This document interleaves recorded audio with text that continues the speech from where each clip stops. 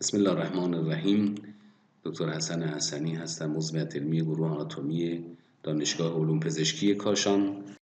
استخوان اتموئید در پایین استخوان فرونتال قرار گرفته. با توجه به اینکه بریدگی اتموئیدال روی صفحه افقی استخوان فرونتال دو تا لبه داره و یک دهانه، قطعاً وضعیت استخوان اتموئید رو این بریدگی مشخص میکنه.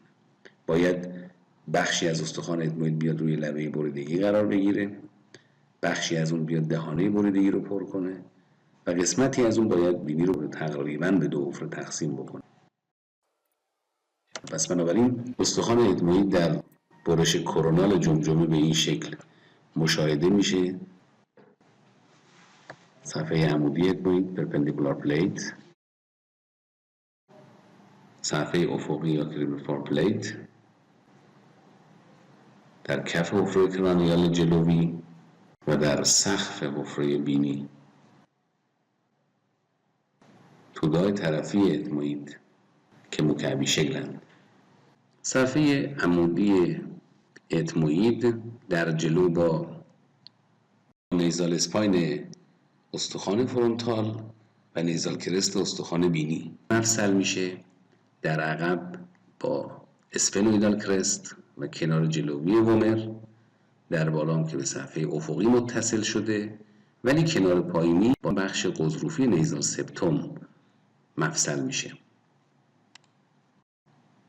اما توده‌های طرفی اتموئید شبیه مکعب هستند و دارای 6 سطح می باشند: سطح بالایی، سطح پایینی، سطح داخلی، سطح خارجی، سطح آنتریور و پوستریور.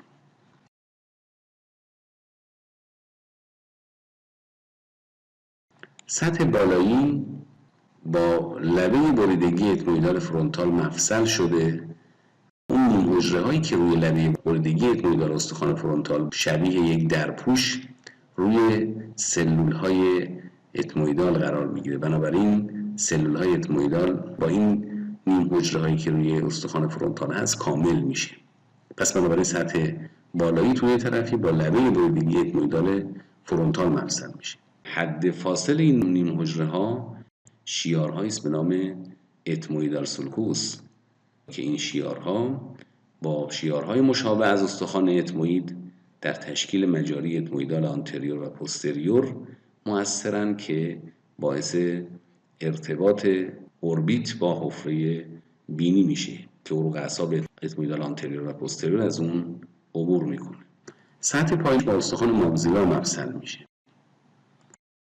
اما سطح داخلی توده طرفی بر روی اون دو تا برجستگی وجود داره: سوپریور نیزال کونکا که معمولا در بالای قسمت عقبی دیوار خارجی بینی هست و میدل نیزال کونکا که معمولا طویل‌تر از سوپریور هست و بر روی قسمت پایینی سطح داخلی توده طرفی وجود داره. حد فاصل اونها با دیواره خارجی بینی فرو رفتگی هایی هست که اونها میاتوس میگن، بین سوپریور کونکا و میدل کونکا. سوپریور نیزال میاتوس بین کونکاو میدل و اینفریور میاتوس میانی قرار گرفته. بنابراین سطح داخلی توده طرفی سطح ناصافی است، در حالی که سطح خارجی آن اوربیتال پلیت نسبتاً صاف بر روی دیواره داخلی اوربیت قرار میگیره. بخشی از دیواره داخلی اوربیت رو تشکیل میده و در جلو با استخوان اشکی، در عقب با استخوان اسفنوئید، در بالا با صفحه افقی فرونتال و در پایین با استخوان ماگزیلا و زائده اوربیتال و استخوان پالاتین مفصل میشه. سطح عقبی توده‌های طرفی با اسفنوئید مفصل میشه. سطح جلوی تن اسفنوئید در قسمت بالا و خارج زبر هست که با سطح عقبی توده‌های طرفی اتموئید مفصل میشه. سطح جلوی توده‌های طرفی اتموئید هم با استخوان لاکریمال و زائده فرونتال ماگزیلا مفصل میشه. معمولا از سطح پایینی توده‌های طرفی زائده از استخوان اتموئید منشعب میشه که بهش میگن آنسینیت پروسس، زائده قلابی که با زایده اتموئیدال از استخوان اینفریور نیزال کانکا مفصل میشه و در محصور کردن دهانه سینوس ماگزیلاری به داخل حفره بینی مؤثره.